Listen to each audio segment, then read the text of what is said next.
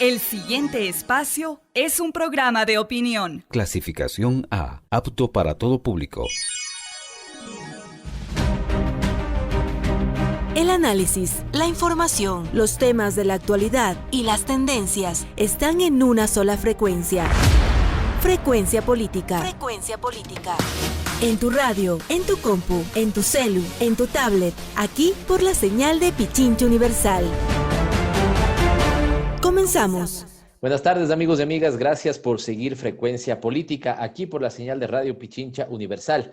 95.3 FM para Quito, 94.5 para el resto de la provincia de Pichincha, particularmente el noroccidente de esta provincia. Y como siempre le decimos, buenos días, buenas tardes, buenas noches, según donde usted se encuentre y según la red en la que esté sintonizando este programa.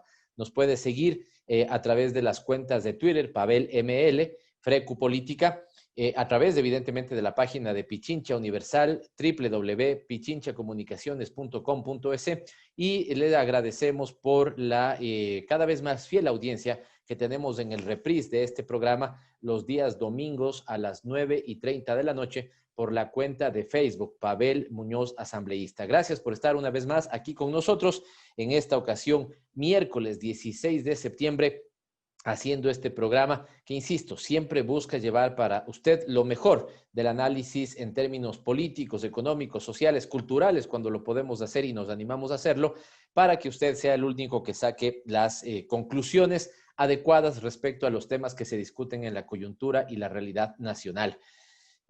Para este miércoles estamos con dos elementos que son importantes. Ha habido en la mañana una gran, si usted quiere, júbilo de la fuerza con la que va creciendo el proceso de unidad que se había planteado UNES, Unión por la Esperanza, y la candidatura que respalda Unión por la Esperanza, la candidatura de Andrés Arauz.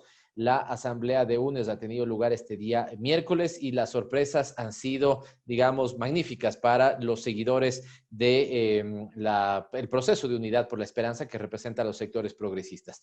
Cerca de 400 organizaciones unidas al proceso de unidad de la esperanza y un binomio, ¿no es cierto?, que pisa firme en el escenario político electoral. Conocemos de las últimas encuestas de distintas tiendas y distintas firmas especializadas en opinión pública, y esta se presenta en este momento como la principal opción de votación para los ecuatorianos y las ecuatorianas. Y lo segundo, en lo que quiero detenerme con una pequeña nota introductoria, un pequeño comentario introductorio, es en lo que sucedió esta semana en la Asamblea Nacional con la conformación de una nueva comisión de fiscalización. El país lo merecía tener una comisión distinta de fiscalización. No voy a decir una buena comisión de fiscalización, pinta para hacer un buen trabajo, sobre todo, digamos, por una parte de la composición de esta comisión. Solamente el tiempo y el trabajo de los y las asambleístas que conformen esta comisión dirá si efectivamente se constituye en una buena comisión y le da respuestas al país, comisión de fiscalización. Pero claramente es una comisión mejor de la que tuvimos que en la Asamblea Nacional enterrar, en el mejor sentido del término, pero enterrar sí. ¿Por qué? Porque lastimosamente para la Asamblea Nacional, que tiene unos números muy golpeados, 3% de confianza, 2% de credibilidad, el mantener una comisión que socialmente se la llegó a llamar la Comisión del Reparto, haciendo fiscalización y control político, era insostenible. Por lo tanto, la bancada de la Revolución Ciudadana jugó enfáticamente al cambio de esa comisión. Lo hizo hace aproximadamente 8 días inicialmente, con el planteamiento dentro de una moción que presentara Héctor Yepes de que se modificara la composición de la Comisión de Fiscalización. Luego hubo un segundo capítulo donde tuvo que darse 5 votaciones para que se dé finalmente el cambio de la comisión. La primera votación la planteó César Litardo, de manera, si ustedes quieren, absolutamente inconsulta respecto al órgano a que él se debe y al que él debe obedecer. Para términos de entendimiento entre todos, ¿no es cierto? Y para una comunicación adecuada de cómo funciona la estructura de la Asamblea Nacional, no habría que confundirse creyendo que el presidente de la Asamblea es el máximo órgano de la Asamblea Nacional. No, sobre el presidente de la Asamblea están sus 136 compañeros y él también. Esto se llama Pleno de la Asamblea Nacional. ¿Y quién asume la instancia suprema, si ustedes quieren. El trabajo legislativo no es la presidencia ni el Consejo Administrativo. Sobre todos ellos está el Pleno de la Asamblea Nacional. Y el Pleno de la Asamblea Nacional había tomado ya la decisión del cambio de la Comisión de Fiscalización. El presidente de la Asamblea, sin autorización de ese Pleno, le consulta al procurador. No tiene nada que ver el procurador respecto a lo que haga la Asamblea. Hay una máxima en derecho que dice que las cosas se deshacen como se hacen, y si el máximo órgano de la Asamblea compone, estructura, arma, determina cuáles son las comisiones de trabajo, ¿no es cierto?, para organizar el trabajo legislativo y el de fiscalización, es evidente que ese mismo órgano puede recomponer, reestructurar las comisiones. Cualquiera, no es deseable, pero es fundamental, indispensable cuando tenemos problemas en una comisión. Y en este caso teníamos problemas en la Comisión de Fiscalización Político. Había fallado a la confianza de la Asamblea Nacional, pero sobre todo había traicionado las expectativas de los ecuatorianos y las ecuatorianas, y en ese sentido ameritaba un cambio. Por eso es que, de manera inconsulta y sin que esto responda a ningún criterio de legalidad, el presidente de la Asamblea le consulta a la Procuraduría General de la Nación. La Procuraduría, cometiendo un gravísimo error, asume una especie como de ilegalidad, o que si no fuera adecuado el cambio de la Comisión de Fiscalización, el presidente busca que esto sea avalado por el Pleno, una cosa obvia. El Pleno de la Asamblea le vota en contra y pierde esa moción. Luego el asambleísta José Serrano presenta una nueva moción de reestructuración. Pero ¿cuál es el sentir? El sentir de la Asamblea Nacional es el mismo que tiene la ciudadanía. ¿Cómo puede ser que quienes han estado al frente de esa mala comisión de fiscalización ahora sean los que reestructuren? La mujer del César no tiene que ser sino parecer, dice el adagio popular, y por lo tanto no tenía ningún sentido que la fuerza gobiernista reestructure la comisión de fiscalización. Se pasaba a una tercera propuesta, la del asambleísta Héctor Yepes de Creo. Ya vamos a comentar si es que es de Creo o es ex de Creo, porque digamos ahí con la forma en la que se maneja el coordinador de esa bancada, ha anunciado que básicamente él habría dejado de ser miembro de esa bancada sin que el asambleísta Héctor Yepes, hasta donde yo conozca de tal decisión. Entonces decía que Héctor Yepes lanza una moción ya para integración. El día que teníamos que votar, el presidente de la Asamblea, haciendo gala de los errores que ya ha cometido en ocasiones anteriores, suspende la reunión, la llama a día siguiente. A día siguiente se vota la moción de Héctor Yepes y pierde por un voto. Es decir, que había el mensaje de que querían reestructurar. Lo que no estaba seguramente es bien equilibrada la participación de los miembros de la moción del asambleísta Héctor Yepes, y pierde esa moción. Una cuarta moción, Fernando Flores presenta la integración, también de manera como, digamos, se le había ocurrido al asambleísta, y pierde esa votación.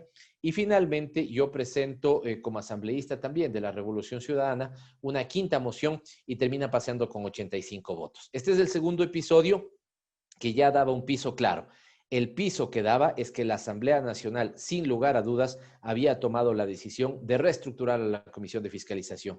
Y el día lunes, entonces, el tercer episodio, lo que correspondía es la votación de la moción que yo le presentaba al Pleno para la integración de la nueva Comisión de Fiscalización y Control Político.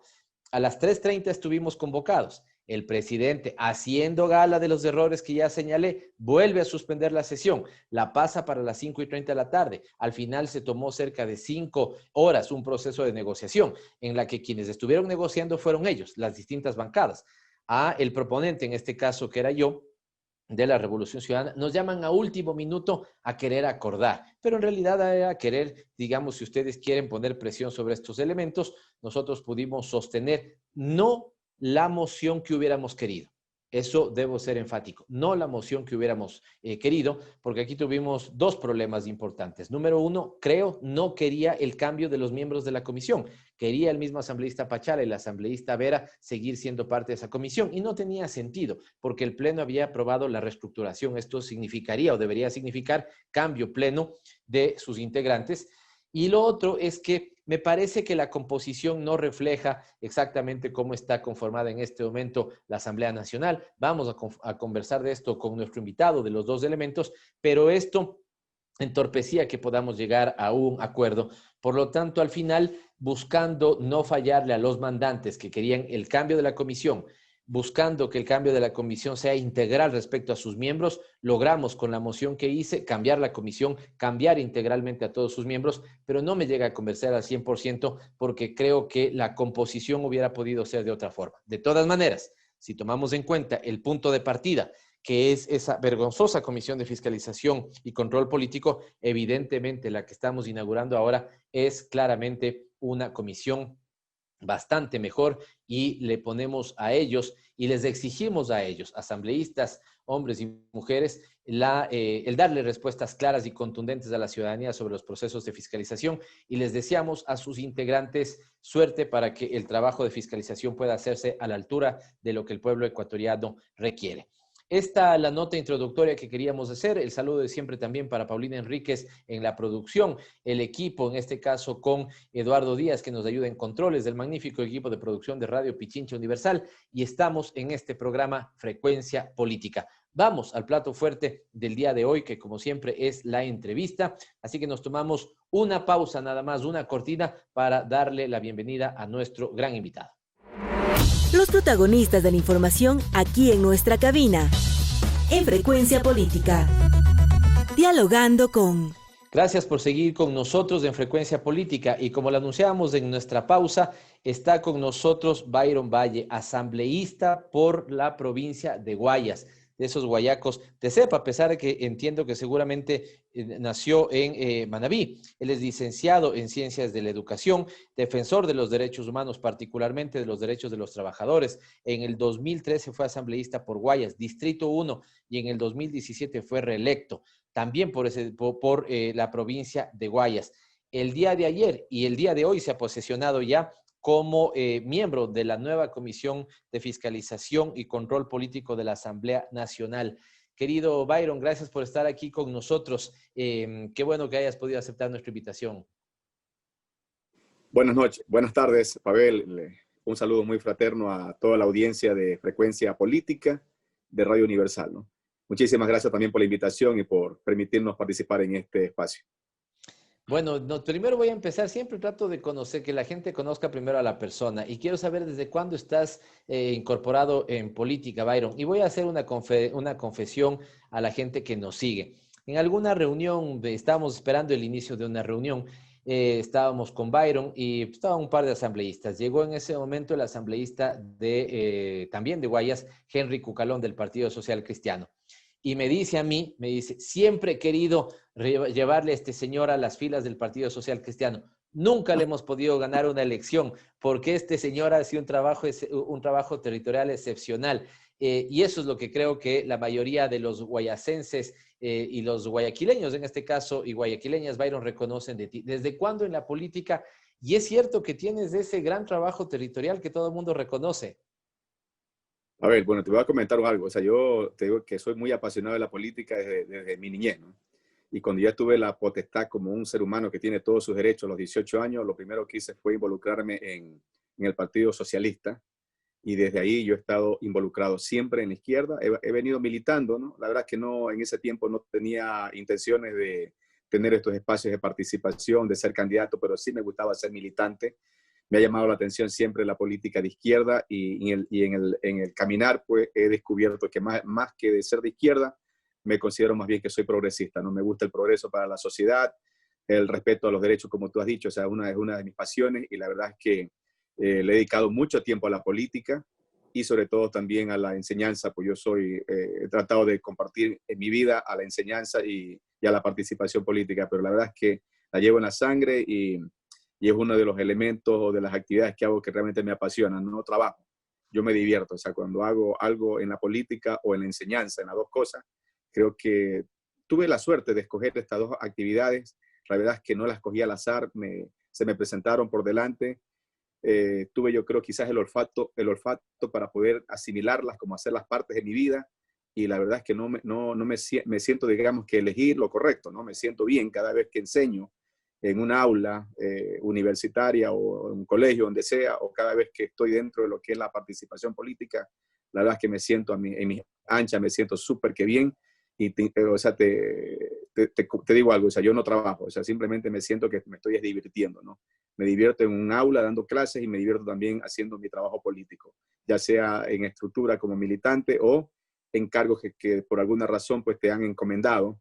Te comento porque estuve antes de estar en la Asamblea, en la jefatura política de Guayaquil, estuve en el programa de alimentación escolar, estuve también en el Parlamento andino, y bueno, todo eso fueron pasajes dentro de este hermoso proceso de la Revolución Ciudadana, y bueno, la verdad es que me he sentido súper que bien, entregando todo lo que se ha podido, ¿no? Para poder, de alguna manera, darle la confianza, sobre todo, porque eso es una de las mayores preocupaciones que he tenido en mi vida, ¿no? Cómo logramos que la democracia sea tal y cómo logramos también que la gente vuelva a creer en la política. No tanto en los políticos, pero sí en la política como tal, ¿no? La política no tiene culpa de que haya malos ciudadanos que se meten a militar en la política. Eso hay que tenerlo claro, es decir, por los malos políticos no hay que señalar a la política como que es la culpable de los males. La política es una buena opción, una excelente opción para comunicarnos con la gente y sobre todo para incidir y mejorar sus condiciones de vida. Algunas cosas que comentar, Byron. Ya ve usted por qué es Byron, del asambleísta de la Revolución Ciudadana, la envidia de otros partidos políticos, y es porque asume así las cosas con vocación.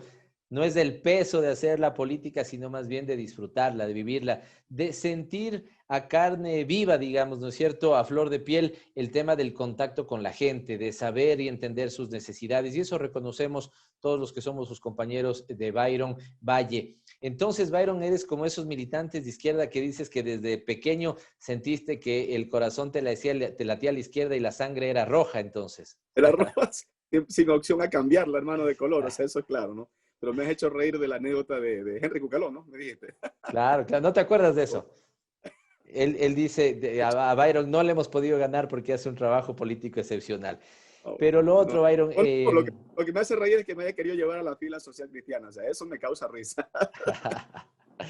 No sé si decía así, porque ya cuando sabe que eres de sectores progresistas, seguramente habrá una diferencia importante. Claro. Pero también a la gente decirle, has dicho una cosa bien importante, Byron, ¿no?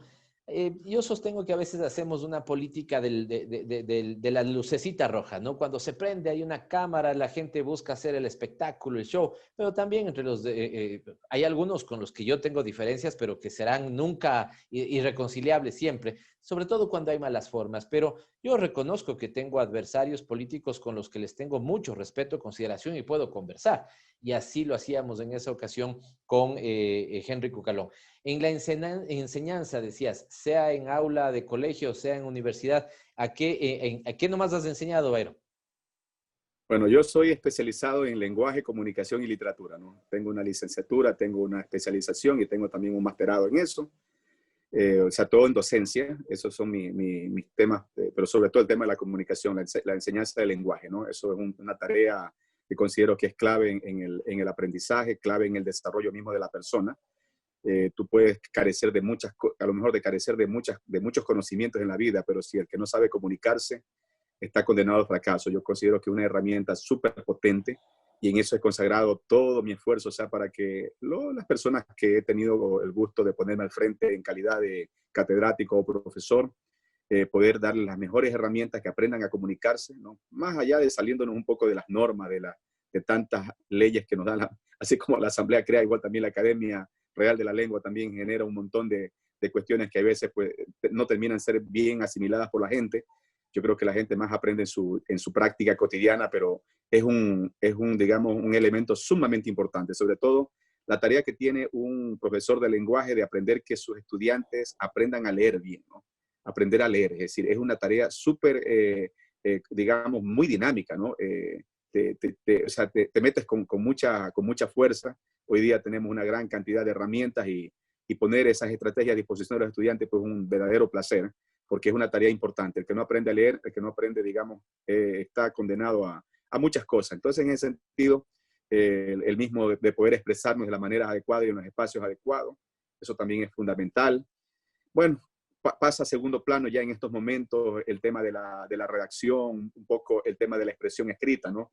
Hoy día estamos con otros sistemas muy avanzados. En el WhatsApp básicamente estamos escribiendo con una gran cantidad de símbolos que hacen que ya básicamente una redacción de la que llevábamos a cabo, por ejemplo, en la década de los 70, los 80, inclusive hasta iniciales de los 90, hoy día básicamente queda como un poco casi obsoleta, ¿no? Te voy a decir que, pero ya viendo desde la realidad, ¿no? Hoy día tenemos otros retos por delante, pero la lectura sigue siendo, digamos, la mejor herramienta que hay que cautivar, sobre todo en los adolescentes, en los jóvenes. Un joven, un adolescente que lee, un niño que comienza a leer, tiene un buen futuro por delante, ¿no? Está en condiciones de interpretar, aprender bien las matemáticas. O sea, si usted no aprende a razonar, y el razonamiento está básicamente en la lectura, ¿no? Es decir, te va dando herramientas para que tú te puedas desenvolver en todas las asignaturas. Yo considero que la enseñanza del lenguaje es clave en la formación del individuo, ¿no? Como tal. Te iba a preguntar de política, cuando dijiste el tema de que los políticos, aquí hay algunos políticos que pueden ser malos, pero la política es una actividad realmente digna de ser rescatada porque es la búsqueda del bien común. Pero voy a dejarle esa preguntita para después, porque me picaste la lengua. ¿Y qué opinas, Byron, de esto? Yo tengo ahí mi dilema. Efectivamente, estos son los tiempos, estamos escribiendo con iconos, con emoticones, pero eres de aquellos que cree, y yo sí estoy un poquito en esa línea, ¿no? Que las redes sociales, que el WhatsApp, que la tecnología también está destrozando la forma en la que escribimos. Sí, a veces, sobre todo, te comparto, yo un primo, ¿cuántos años tendrá? El 20. Hace algunos años atrás estaba él saliendo del colegio y veía que escribía de una forma medio inentendible, unas en mayúsculas, otras con X, unas minúsculas, ¿no es cierto? Por ahí un emoticón. Ya, si te pones atento lo entiendes, pero tenemos que adaptarnos a los tiempos, o sí a veces debemos defender, digamos, la buena ortografía con alma, corazón y vida. Las dos cosas, Pavel, son necesarias, ¿no? Las dos cosas. El que no quiere entender que todas estas nuevas herramientas, estas nuevas formas de escribir, ¿no? Sobre todo de cómo tú resumes, ¿no? Y de cómo escribir rápido ante ciertas circunstancias, el que no entiende eso está en otra lógica, ¿no? Hay que entender que eso es parte de lo que estamos viviendo y hay que tener la apertura para asimilarlo. Lo otro es también que debemos tener presente todas las personas, ¿no? Indistintamente de la edad y todo lo demás, sobre todo la edad, ¿no? Vamos aquí a enfocarnos un poco a los adolescentes, a los jóvenes, a esos grupos etarios, de que también deben considerar de que todo en su momento, ¿no? Y en los espacios adecuados. Una cosa es la comunicación que tú tienes en un chat, donde los jóvenes tratan de comunicarse muy a prisa, ¿no? De una manera muy rápida, muy ágil. No hay tiempo para escribir. Mi mamá me está esperando en casa. O sea, eso ya quedó como obsoleto. Hay que poner una cosa rápida y están utilizando por una gran cantidad de símbolos que reemplazan a las palabras, etcétera, etcétera. Hay que entender eso, hay que entenderlo como parte de nuestra vida, ¿no? Eso existe y el que lo niega pues está en otro lado. Y lo otro también es que el adolescente y el joven tiene que saber que hay momentos donde eso no entra, o sea, eso no se aplica y que tiene que utilizar el lenguaje de manera adecuada. Entonces yo creo que eso es importante, ¿no? Mire cuántos jóvenes escriben ahora, ¿no? Es que están escribiendo libros también. ¿Cuántos jóvenes están leyendo la poesía? O sea, la poesía no ha quedado obsoleta. ¿Cuántos jóvenes están leyendo los cuentos, están leyendo las epopeyas? Eso es importante, ¿no? Porque ahí está el lenguaje, básicamente. Yo creo que la mejor forma de aprender lenguaje es leer, y leer la buena literatura, no la subliteratura, sino la buena literatura. Leerse a un Cervantes, leer, digamos, a un Saramago, tantos de todas las épocas, ¿no? Que contribuyen mucho al perfeccionamiento del lenguaje. Eso no lo podemos olvidar. Eso me parece a mí que es una joya que hay que cuidarla muchísimo, que tenemos que cuidarla porque tiene que prevalecer en los tiempos. Es donde dejamos los mejores testimonios. Lo otro es posible que sea una moda, que sea una cosa del momento. No sabemos si esto va a continuar en 2, 3 años más adelante. Lo que sí estamos claros es que la manera correcta de escribir, ¿verdad? Utilizando bien esa morfología, esa sintaxis, haciendo buen uso de la semántica, eso es de todos los tiempos, ¿no? Eso va a perdurar y por eso tenemos una Real Academia, no solamente la de España, sino en cada uno de los países, para que cuiden precisamente que el idioma no se distorsione, que más allá de todas estas modas que van surgiendo, que tenemos que asimilarlas. Insisto, no quiere decir de que por eso tiene que cambiar la estructura real del uso del lenguaje, ¿no? En ese sentido hay una tarea importante y yo creo que una de las tareas que tenemos más bien como profesores de lenguaje es que los jóvenes y adolescentes terminen por entender esto, ¿no? De que sí, está bien que es entendible que en ciertos momentos por la prisa tienes que utilizar este tipo de cosas, símbolos, los emotions que le llaman ellos y tantas cosas, pero también el tiempo que tenemos que dedicar a la lectura para el dominio adecuado del idioma. O sea, el dominio adecuado, que eso no debemos tampoco descuidarlo. Yo creo que las dos cosas pueden compaginar en un momento determinado, ¿no? En este momento sobre todo.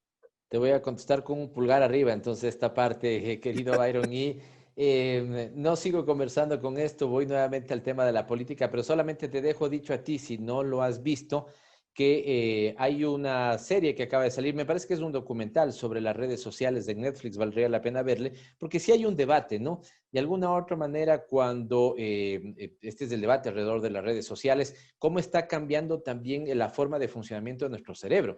Si fíjense en que ahora, ¿no es cierto? Todo es digital, ahora subimos rápido una imagen. A mí me ha pasado, el otro día tenía una foto y estuve tentado, digamos, a querer hacer una suerte como de zoom con los dedos, ¿no es cierto?, de la foto. Es decir, y seguramente nuestros hijos, por ejemplo, mis hijos pequeños, ahora son una bala, digamos, en las conexiones, es otra cosa.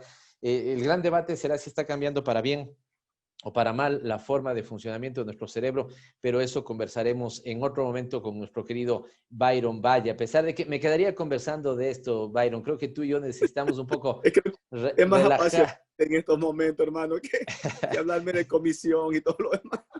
Pero bueno, Si quieres, seguimos por ahí, pero combinemos las dos tranquilo, cosas. tranquilo. Ya habrá otro momento, ¿no? Yo no Combinemos quiero las dos cosas. No, y creo que la gente también que nos sigue, esto es, los políticos a veces, yo particularmente tengo una fachada de serio y eso, pero al final del día, digamos, disfrutamos, hablamos coloquialmente de muchas otras cosas más, porque creo que la política, la vida está hecha de muchas otras cosas más que de política.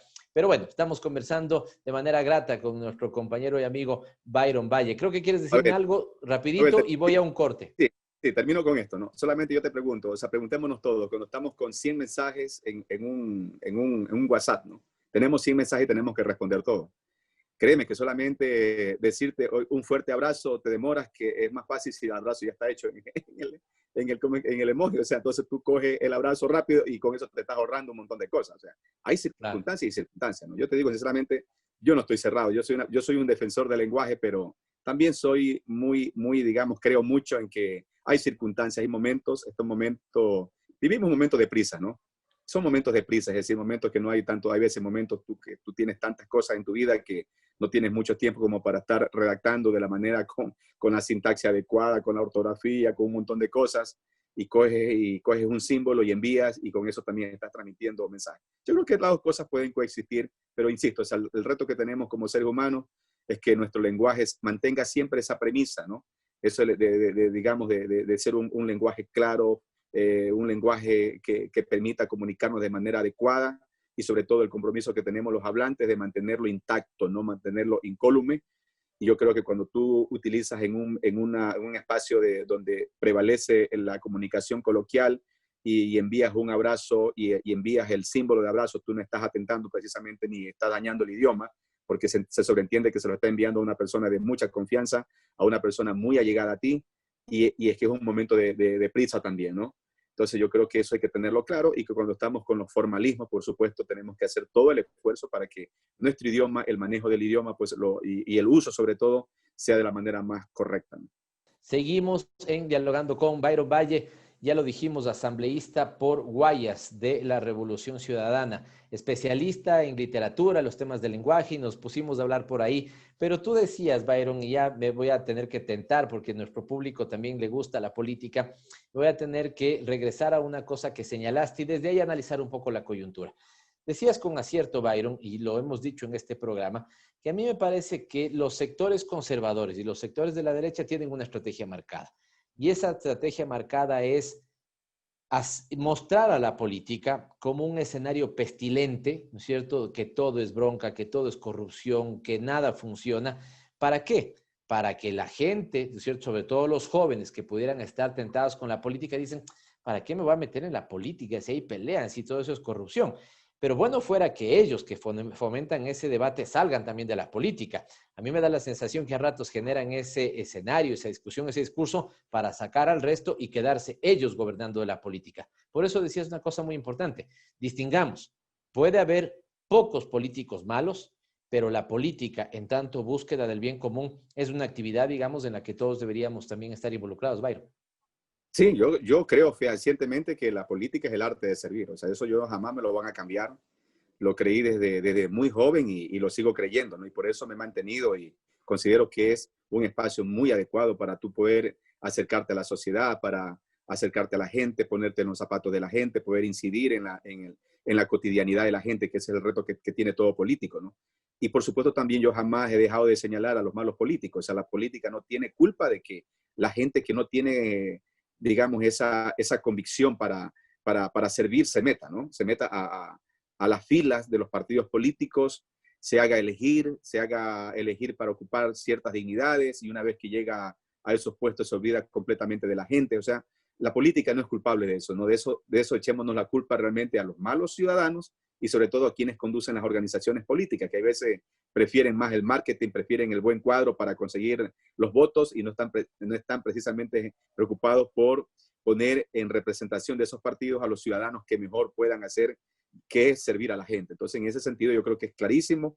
Hay que trabajar fuerte, ¿no? Yo sigo creyendo mucho en la política. O sea, la política es necesaria en la sociedad, pero también tenemos un reto como seres humanos de dar lo mejor, sobre todo de invitar siempre a la gente, ¿no? Que tiene esa pasión por servir, ¿no? Esa es la gente que debería estar en las filas de los partidos políticos. Es la gente que debería estar encabezando las listas para ser elegido, yo sé, para lo que sea, para un concejal, para una junta parroquial, porque en donde quiera se necesita, ¿no? Y lastimosamente, pues a veces van los peores y por esos peores se señala a todos. O sea, por eso se señala a todos. Es decir, en todo espacio donde hay participación política vamos a tener de todos. Y qué pena que sea así, ¿no? No debería ser así porque son espacios. Yo me pongo a pensar, ¿no? La legislatura, ¿no? La primera función del Estado. ¿Cuáles son las esperanzas, las expectativas que tienen los ciudadanos de esta primera función del Estado, ¿no? ¿Estamos cumpliendo o no con esos sueños, con esa esperanza que la gente pone en la Asamblea? Y yo creo que hay mucha gente que se desvela para que eso sea así, ¿no? Hay mucha gente que se desvela para eso. Y hay otros que no les importa absolutamente nada, ¿no? Que hacen todo lo contrario, que no les importa que seamos los peores calificados, que estemos por las patas de los caballos en este rato. O sea, qué pena que haya eso, que no cuidemos ni siquiera a lo que nosotros pertenecemos, ¿no? Deberíamos tener a la Asamblea como un espacio al que deberíamos rendirle cierto tributo de respeto, ¿no? De consideración, y que saber de que todo lo que hacemos en nombre de como asambleísta, como parte de un movimiento político, como parte de una institución tan loable que puede contribuir muchísimo al buen vivir de la gente, ¿no? A que la gente viva de manera adecuada, dignamente, se tome con tanta irresponsabilidad y con tanta ligereza, ¿no? Sobre todo revisando los pasajes que nos toca vivir todos los días, a las que somos sometidos, a las que somos señalados inclusive hasta por lo que nosotros no hacemos, sino por lo que hacen otros. ¿Por qué? Porque de alguna manera somos 137 de todas las bancadas y de todos los partidos habidos y por haber, y que no todos llevamos, o sea, no tenemos que coincidir precisamente, porque acuérdate que eso digamos, es un espacio democrático, y en democracia, por supuesto, que es importante que tiene que haber, no todos tenemos que coincidir. O sea, tiene que haber ese espacio, pero lo más importante es que se respeten esas libertades, ¿no? Pero también el hecho de que sean libertades no te invita a que tú hagas lo que quieras. Es decir, a expresarte, sí, por supuesto, pero en el marco del respeto y sobre todo en lo que, porque todos no es que somos libres, tan libres como pensamos, ¿no? Si tú sales electo por un movimiento, tú tienes que representar esos principios. Ese movimiento tiene principios, tiene una cantidad tiene una ideología, y tú tienes que llevar a eso, ¿no? Tiene un compromiso con la gente, y esos compromisos tú tienes que hacer la forma de cómo lo desarrollas y cómo lo haces posible. Entonces, en ese sentido, yo creo que está bien que coincidamos todos de que la Asamblea, por ejemplo, es como el espacio político de respiro de las organizaciones políticas. ¿En qué otro espacio se pueden expresar de la forma tan abierta como lo hacen en la Asamblea? No lo hay, porque el gobierno es uno solo y es de un solo partido, a excepción de este que tiene todos los partidos habidos y por haber, pero cuando un partido gana, es ese partido el que va a gobernar y ese partido el que se va al Ejecutivo. En cambio, en la Asamblea no, en la Asamblea se converge con todos, por lo tanto, es el espacio donde los partidos tienen que expresarse, ¿no? Por eso hay veces la pasión, que un asambleísta alce la voz, hable con más pasión que el otro. O sea, eso es, digamos, de alguna manera, es parte de la esencia de un cuerpo legislativo como lo es la Asamblea, ¿no? Es el espacio donde las organizaciones tienen que respirar, tienen que expresar sus contradicciones, pero eso sí, en el marco del respeto y sobre todo apuntando a un fin, es decir, porque no nos podemos pasar aquí peleándonos, insultándonos cuando la gente se está muriendo de hambre, ¿no? Esas son, digamos, las cosas que hay que cuidar, y el legislador tiene que tener eso con mucho cuidado, porque en última instancia pues es elegido por la gente, y la gente no quiere ver insultos, pues, ¿no? No lo elige para que un asambleísta se vaya a insultar con otro. lo quiere ver Sin peleando, lo embargo, quiere ver guerreando, ¿no? Lo quiere ver guerreando por sus derechos. Sin embargo, eso es lo que a veces los medios de comunicación solamente quieren maximizar, ¿no? Que si ha habido una disputa, lo que fuera, pero incluso ocultan cuando, como tú dices, en vez de pelear entre ellos, guerreamos por la defensa de los derechos de los ciudadanos. Byron Valle dice que la política es el arte de servir. Y yo quiero refrendar que Byron Valle piensa así, porque desde mi rol en la coordinación de la bancada, también de la Revolución Ciudadana, estos días le hablé con él y le dije, Byron, creemos que serías la persona que mejor podría representar en este momento, junto con Esteban Melo, a la bancada de la Revolución Ciudadana en la tarea de la fiscalización. Y Byron no dudó un minuto y me dijo, entiendo que estará ya en su ADN, ¿no es cierto? Esa lógica de la política es del arte de servir. Ok, si mi organización política me requiere ahí, ¿no es cierto? Voy a hacer el mejor trabajo posible. Y en ese sentido, ¿cómo asumes? ¿Cómo ves? ¿Cuál es el reto que... ¿Cómo entiendes la tarea que les va a tocar a ti como uno de los miembros de la nueva Comisión de Fiscalización Político, de Fiscalización y Control Político, Byron? Bueno, con el compromiso que tenemos siempre, Pavel, ¿no? Primero, saber de que yo no voy por ser Byron Valle, voy porque pertenezco a un bloque bien organizado, bien estructurado, un bloque al cual me siento completamente orgulloso cada día más de ese bloque, ¿no? Que es la Revolución Ciudadana, por supuesto, haciendo oposición a este gobierno, pero una oposición que vale la pena, ¿no? Una postura donde estamos dedicados única y exclusivamente a preservar los derechos de la gente, a defender esos derechos. Primero, antes de entrar a eso, yo también quiero felicitarte, Pavel. La verdad es que me sentí bastante orgulloso porque fuiste muy, o sea, no ahora, siempre eres un político muy estratega, ¿no? Sabes jugar. Ya tu juego fue fundamental para que esto se haya logrado, porque acuérdate que pasaron 4 votaciones, 4 propuestas no pasaron, porque precisamente no tenían una estrategia fina como tú lo sabes hacer. O sea, un tema que fue bien pensado, el mismo hecho de proponer una reestructura de esa comisión sin poner nombres, por ejemplo, sin poner cantidades, a cuánto este bloque, cuánto a lo de acá, eso me parece a mí que fue digamos, una propuesta sabia que cuajó al interior. Es decir, acuérdate que pasaron 4, no pasaron porque cada una adolecía de una cosa o de otra. Y esta me parece a mí que encuadró y se identificó con el sentir de los legisladores, sobre todo con los que a lo mejor tienen algo de preocupación por recuperar un poco el prestigio de la Asamblea. Entonces, en ese sentido, yo la verdad es que muy bien esa jugada y sobre todo también el tiempo que se demoraron para tratar de consensuar nombres, ¿no? Para que realmente haya ese espíritu democrático representativo. Porque, a ver, ¿por qué yo doy lo primero? ¿Por qué había la necesidad de cambiar esa comisión? No es posible, o sea, que el Pleno no esté representado en una comisión tan importante, ¿no? Que tiene una de las 2 funciones esenciales de la Asamblea, que es la de fiscalización, el control político, ¿no? Que cada quien ponga a su antojo las cosas. Una bancada, te imaginas, de 33 legisladores que tenga un representante y una bancada... ¿Qué es lo que se pretendía con la bancada de la Revolución Ciudadana, no? Sí, y que ahí así nos tuvieron todo este tiempo, ¿no? Con un representante y una bancada pequeñita de 11, 12 legisladores y que tenga 3 representantes, ¿no? Entonces dime, bueno, ¿a qué jugamos aquí? ¿Dónde está el espíritu democrático? ¿Qué clase de política es esta, no?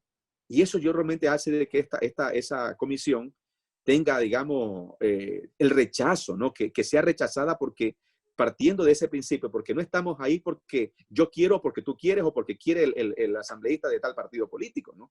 Eso lo decidió el pueblo ecuatoriano y esa decisión tiene que ser respetada y la asamblea en todas sus decisiones tiene que considerar, eso es mandatorio, ¿no? No puede estar a libre albedrío, a libre discreción de quién dirige o de quién hace la propuesta, ¿no? Entonces yo creo que en ese sentido quiero culminar esta parte de ese reconocimiento, para ver que quiero hacerlo, porque gracias a tu estrategia, hoy día podemos hablar de que hemos reestructurado esa comisión. Una comisión que hay la necesidad urgente de reestructurarla, de que tome las riendas, es decir, ¿no? Porque realmente le debemos mucho a la gente en este tema de fiscalización y control político, en 2 momentos cruciales para la sociedad ecuatoriana, ¿no? No nos olvidemos de lo que pasó en octubre del 2019, ¿verdad? Cuando se pretendió, digamos, quitar los subsidios y la gente salió y la asamblea estuvo completamente ausente. Se abusó de las libertades de la gente, ¿verdad? Se coartó la libertad, se arrinconó a la gente, ¿no? Un estado represivo como nunca en la historia y la asamblea que no haya dicho absolutamente nada, ¿no? Después, sobre pretexto de prudencia. ¿Qué prudencia, por favor? La gente estaba por ir a la calle. Claro, cuando Byron, Claramente vivíamos un momento de conmoción social y si la Asamblea, representante del pueblo ecuatoriano, no debate el tema de una conmoción social, ¿para qué está esa Asamblea? Por supuesto, mira cuántas personas perdieron su vista, perdieron órganos, fueron recluidas, fueron maltratadas, algunos muertos, ¿verdad? Recluidos y otros perseguidos. Entonces, eso en un estado democrático es imposible que ocurra. Y en el Ecuador ocurre porque hay una asamblea que está básicamente con una agenda muy, digamos, muy apegada al Ejecutivo, haciéndole el juego al Ejecutivo, olvidándose de la misión sagrada de respetar los derechos de la gente, ¿no? Entonces, en ese sentido, yo creo que es importante. Y más aún, vengámonos un poco más a la cotidianidad. Lo que ha pasado a partir de marzo hasta ahora, ¿no? Estamos frente a una pandemia. Es la peor pandemia de la historia. No hemos pasado un momento más crítico que este, ¿no? Es el peor momento de la historia, ¿no? Yo pregunto, bueno, ¿cuál ha sido la respuesta? Y las instituciones públicas no han estado a la altura de ese momento. No, imposible, pues, ¿no? La corruptela que se destapó como nunca. O sea, porque yo te digo una cosa, a mí no me ha sorprendido nunca de que durante todo el tiempo que he hecho política, no te dije que empecé a los 18 años, ya más formal, he visto a todos los gobiernos pasar por el gobierno, perdón, a todos los partidos pasar por el gobierno, ¿no? Uno disputándose cuál es peor que el otro, ¿no? Donde, por ejemplo, donde se feriaron la plata de las telecomunicaciones, se feriaron la plata de las eléctricas, se feriaron la plata de las aduanas, se feriaron la plata del petróleo. Ya eso no era novedad para nosotros. Estábamos acostumbrados. Hasta la plata de los depositantes se feriaron. Correcto, la plata de la gente de las cuentas de ahorros, etcétera, y las cuentas corrientes y todo lo demás. Pero ¿qué pasó en esta pandemia, ¿no? Que la corrupción llegó a un alto nivel, que se destapó inclusive que fueron tan audaces, ¿no? Con una actitud criminal, ¿no? De haberse inclusive embolsicado no solamente lo que he mencionado, sino también la plata de los hospitales, la plata de la medicina, la plata de los alimentos de la gente, la plata de la seguridad social. Eso no tiene perdón. O sea, eso no tiene perdón. Y que en ese momento la Asamblea esté en una actitud dubitativa que si hace o no, que si legisla, o que si hace el control político o no. ¿Cómo es posible que la Asamblea no haya respondido, verdad? Primero, esa comisión que no dio respuestas adecuadas en los momentos oportunos, frente a todos los casos que llegaron. Y por otro lado, la actitud también responsable que tiene de complicidad de quien conduce la Asamblea, ¿no? ¿Cuántos pedidos de juicio político hay que están ahí descansando bien gracias en la oficina del presidente de la Asamblea? 5 juicios políticos del ministro de Economía y Finanzas. 5 juicios políticos. Por supuesto, 5. Vamos lo de la ministra Romo, vamos de este señor miembro del Consejo de Participación Ciudadana. O sea, ¿cuánto? En los momentos más críticos, cuando tenemos que sancionar, mira cuántos asambleístas se los ha denunciado, ¿no? Entonces, todo está a la medida, todo lo que les conviene, lo que no les conviene, eso queda ahí y eso no es posible. No es posible que no haya hecho respetar nuestra voz del Pleno. Tú hacías una explicación muy didáctica al comienzo de esta entrevista, ¿no? Que me parece a mí que es importante porque así construimos democracia, ¿no? Que la gente entienda cómo está constituida la Asamblea, ¿no? Cómo se decide en la Asamblea, cómo están los órganos de decisión y saber que el Pleno es el máximo órgano y no puede permitirse que venga un presidente a hacerle un saludo a la bandera a las decisiones del Pleno, pues. Que claro, tengamos que estar cambiando cada vez los órdenes del día para que se trate un juicio político que está bien documentado, que ha cumplido con todos los requisitos y que están ahí en la oficina del presidente, ¿no? Porque el presidente aquí se hace responsable por 2 cosas. En primer lugar, porque no cumple con las disposiciones del Pleno. Él es el que hace la agenda del Pleno. Él tiene potestad para eso. Y él también es el que conduce al CAL y el que hace la agenda del CAL. O sea, si te das cuenta por dónde están las responsabilidades, ¿verdad? En ese sentido hay que tener esto bastante claro, la complicidad que hay, y que esto ya básicamente es inadmisible porque la gente nos viene pidiendo a los legisladores, por favor, justicia, ¿no? O sea, la gente no puede decir que ustedes estén muy cómodos discutiendo yo que sé tantas cosas, cuando se nos han llevado la plata de los hospitales, nos han dejado a la buena de Dios, ¿verdad? Y yo creo que lo que están viviendo ustedes también lo vivimos nosotros, votados, completamente votados, Pavel, ciudadanos, es decir, votados. Aquí no hubo alcalde, aquí no hubo presidente de la República, aquí ningún nivel de gobierno. Lo que vimos en Guayaquil fue dantesco, catastrófico. Correcto. Fue catastrófico, ¿verdad? Y aquí no hubo autoridad, no hubo nadie, ¿no? Y por ahí los que medios hicieron todavía en plena pandemia politiquería, ¿no? Que eso es lo más detestable de todo y que estén muy campantes. Entonces, realmente eso es lamentable. Hoy día creo que esta comisión tiene, primero yo agradecerle la deferencia que han tenido con Esteban, conmigo, a los 33 legisladores de la Revolución Ciudadana, y tengan la plena seguridad. Tú me preguntabas, ¿qué vamos a hacer? Lo mismo, compañeros de siempre, el mismo compromiso, a meterle alma, vida y corazón a lo que tenemos que hacer. Nosotros tenemos una sola misión, nosotros no estamos aquí para complacer a ningún ocurrido, no estamos aquí para complacer a ningún presidente de la República, para ningún acto, digamos, básicamente de chantaje. Aquí estamos básicamente para hacer justicia. Por supuesto, que una comisión que respete ciertos principios, ¿no? Por supuesto, siempre seremos respetuosos del principio de la inocencia, que estaremos dispuestos a que eso se respete. Nadie puede ser señalado sin pruebas, nadie puede ser acusado.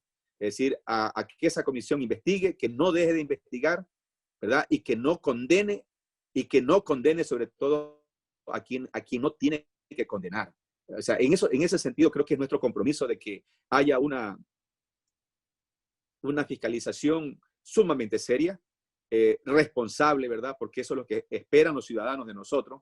No estamos para prestarnos para hacer cualquier cosa, sino simplemente las aspiraciones ciudadanas. Los ciudadanos quieren justicia y en ese sentido pues hay que investigar, insisto, respetando todos los protocolos, respetando los debidos procesos sobre todo, para que las personas puedan, sobre todo las acusadas, pues tengan el espacio y el tiempo necesario para que hagan los descargos y que después nosotros pues seamos los que evaluemos realmente si es que hay responsabilidad política o no frente a las acusaciones que se hacen.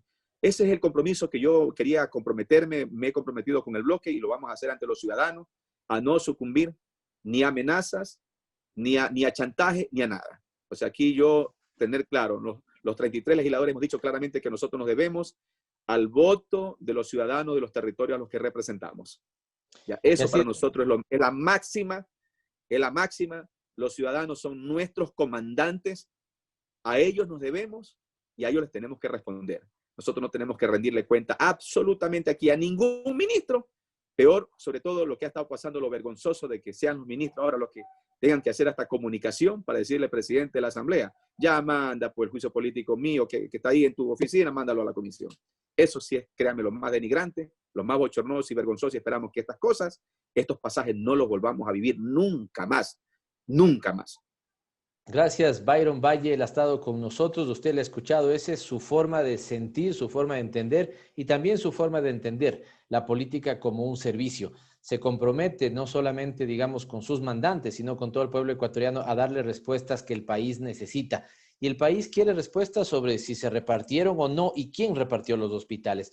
El país quiere respuestas sobre qué mismo dice ese acuerdo con el Fondo Monetario Internacional. El país quiere respuestas sobre saber por qué no tenemos cifras oficiales claras en el sistema de salud frente a esta pandemia. El país quiere saber por qué hay algunos que no teniendo la condición de discapacidad sacaron carnet, ¿no es cierto? Porque no oyen, pero para comprarse unos lindos carros. Así que de estas cosas deberemos darle respuestas al pueblo ecuatoriano. Muchísimas gracias, Byron. Gracias por tu reconocimiento. No ha sido también, sino, Byron dice, se siente orgulloso de la Asamblea de la Revolución Ciudadana. A mí me han confiado una parte de la coordinación y me siento absolutamente orgulloso también, pero sobre todo con un gran peso de responsabilidad encima, no fallar la confianza de esos 33, asambleístas que creemos que el camino está no en la pelea, no en el ajuste de cuentas, no en el odio, sino en el amor a la patria, en defender los derechos de las personas, en trabajar por todos, y todo significa todos, fundamentalmente por las grandes mayorías tan necesitadas. Muchas gracias, Byron, por estar con nosotros. Te mando un fuerte abrazo. Te has comprometido frente a la ciudadanía. Te agradezco por ese reconocimiento y te esperamos en una próxima Frecuencia Política. Para mí es un placer, Pavel, o sea, con todo cariño, sacaremos el tiempo que sea necesario para seguir conversando. Tenemos todavía temas de seguir hablando de lenguaje, de literatura, ya lo haremos en su momento, pero bueno, agradecerle también al equipo, ¿no? Tienen un equipo muy, muy bueno, agradecer al equipo de Frecuencia Política y sobre todo pues a todo ese equipo de Radio Universal. Gracias por el espacio y siempre a las órdenes. Gracias, Manito. Y nos vemos conmigo la próxima semana. Les dejo con María Belén Proaño en el Minuto ODS y aquí el próximo miércoles en Frecuencia Política por la señal de Radio Pichincha Universal. Nos vemos. Les mando un fuerte abrazo. Es tiempo de más información. En Frecuencia Política, el Minuto ODS. Buenas tardes. La pandemia logró poner de manifiesto déficits realmente importantes en la cobertura de la protección social en los países en desarrollo.